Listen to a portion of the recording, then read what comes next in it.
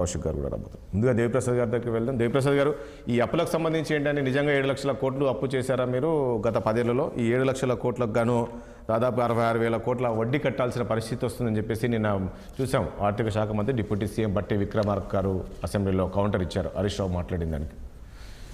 Good morning Rajesh, పెద్దలకు అందరికి నమస్కారం, వీక్షకులకు శుభోదయం. నమస్తే అండి. అంటే ఈ అప్పులకు సంబంధించినటువంటి చర్చ చాలా కాలంగా జరుగుతూ ఉంది. అంటే కాంగ్రెస్ పార్టీ అధికారంలోకి రాకముందు కూడా ఈ చర్చ చాలా తీవ్రంగా జరిగింది. వాళ్ళే అప్పుడు కూడా దాదాపుగా ఇదే ఫిగర్స్, అంటే మేము 4-5 లక్షల కోట్లు అప్పులు చేసిండ్రు అని అంతకుముందు కూడా వాళ్ళు ఆ లెక్కలు చెప్పారు. ఎందుకు చెప్పారంటే పార్లమెంట్ లో ఒక సభ్యుడు అడిగినటువంటి ప్రశ్నకు కేంద్ర ఆర్థిక మంత్రి ఇచ్చినటువంటి సమాధానంలో కూడా ఆ లెక్కలన్నీ కూడా వాళ్ళకి చాలా స్పష్టంగా తెలుసు.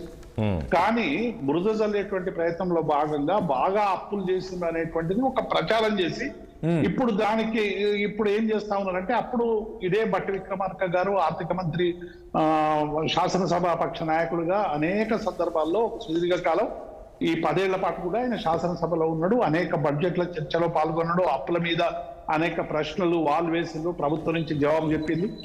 కాన్క్లేవ్ లో కూడా ఆయన ఏం చెప్పిండు, అప్పులు ఉన్నటువంటి చాలా అప్పులు ఉన్నాయి, ఈ అప్పుల్ని ఎట్లా అధిగమించాలో కాంగ్రెస్ పార్టీకి ఇది ఏమాత్రం సమస్య కాదు. కాంగ్రెస్ పార్టీకి ఒక వ్యూహం ఉంది, ఒక ఎత్తుగడ ఉంది, ఎట్లా అప్పులు తీర్చాలో తెలుసు. మీరు ఎన్ని హామీలు ఇస్తారు కదా, ఎట్లా అంటే ఈ హామీలకు ఈ అప్పుల గురించి ఎటువంటి అడ్డంకి రాదు, అప్పులను పక్కకు పెట్టి మేము హామీలన్నీ అమలు చేస్తామని చెప్పి బట్టి విక్రమార్క గారు హామీ ఇచ్చినటువంటి విషయాన్ని నేను ఈ సందర్భంగా మీ దృష్టికి తెస్తా ఉన్నాను. అంటే ఇంత అవగాహన కలిగినటువంటి కాంగ్రెస్ పార్టీ ఇవాళ చేస్తున్నటువంటి దుష్ప్రచారాన్ని కాదండి దేవిప్రసాద్ గారు, ఈ రోజు ఏదైతే చెప్పారో వీళ్ళు 7 లక్షల కోట్లు అప్పు చేశాము అనేది గత ప్రభుత్వంలో చేశారు, వాస్తవమేనా? అందులో వాస్తవం ఉందా వీళ్ళు మాట్లాడిందా? నేను అదే చెప్పాను, నేను అదే ఫిగర్స్ వస్తాను. నాకు ఒక్క 2 నిమిషాలు టైం ఏంటి, తర్వాత పెద్ద మాట ప్లీజ్. నేను ఏమంటున్నా, 3,89,673 కోట్ల అవుట్ స్టాండింగ్ లైబిలిటీస్ ఉన్నాయి రాజేష్ గారు. అట్లాగే అవుట్ స్టాండింగ్ గ్యారంటీస్ 38,867 కోట్లు ఉన్నాయి. అంటే 4,28,540 కోట్ల అప్పు అనేటువంటిది ఉన్నటువంటి మాట వాస్తవం. ఇందులో వారసత్వంగా వచ్చినటువంటి అప్పు 72,658 కోట్లు 2014 కంటే ముందు అప్పుడున్నటువంటి ప్రభుత్వం చేసినటువంటి అప్పు. అట్లాగే 18,260 అవుట్ స్టాండింగ్ లైబిలిటీస్, అంటే దాదాపుగా 90,923 కోట్ల రూపాయలు మాకు వారసత్వంగా వచ్చినటువంటి అప్పు. అంటే దీన్ని బట్టి ఇప్పుడు ఈ 90,923 అది ఒకటి, తర్వాత 15,118 వీళ్ళు చేసినటువంటి ఆ కాలంలో వచ్చినటువంటి ఇంట్రెస్ట్ అవన్నీ కలిపితే 1,06,041 కోట్ల రూపాయలు అవుతుంది వారసత్వంగా వచ్చి.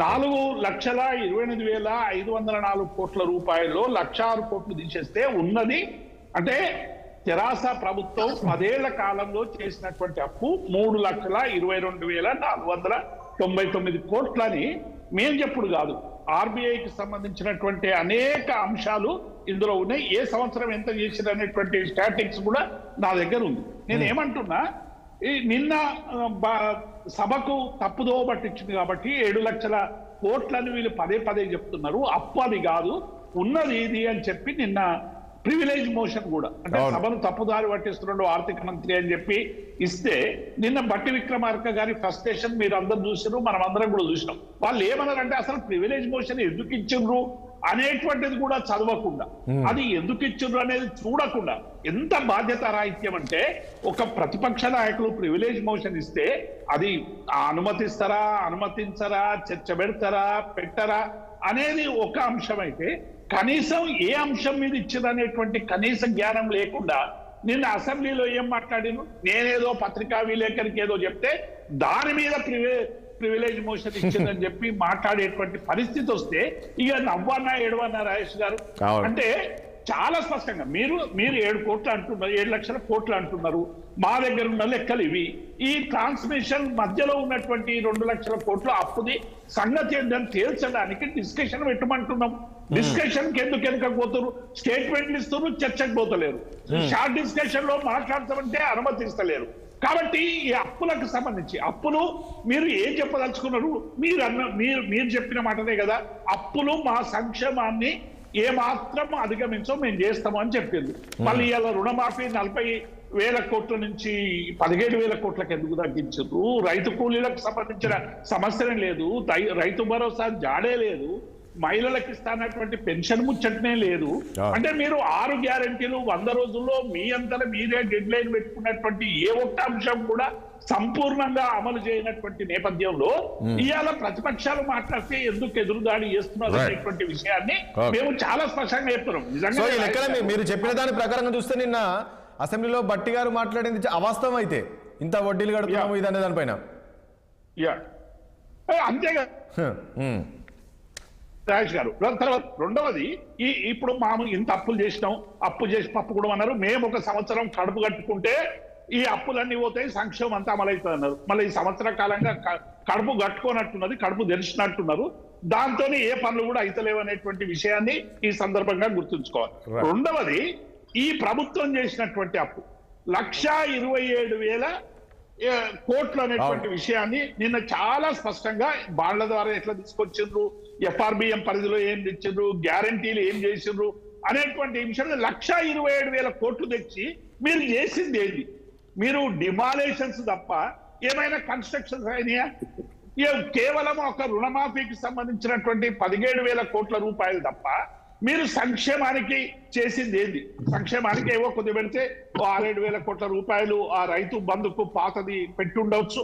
అట్లాగే ఈ 200 యూనిట్ల కరెంటుకు కానీ లేకుంటే సిలిండర్లకు కానీ ఎంత అయిందో చెప్పి ప్రజల్ని కన్విన్స్ చేసేటువంటి ప్రయత్నం చేయాలి.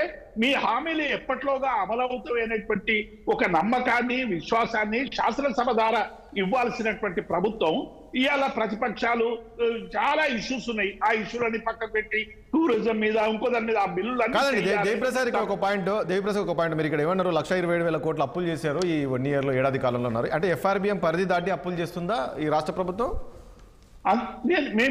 ఇప్పుడు ప్రతిపక్షంగా మా దగ్గర ఉన్నటువంటి ఇన్ఫర్మేషన్ ప్రకారం 1,27,000 కోట్ల రూపాయలు అప్పు చేసిందని చెప్తున్నాం.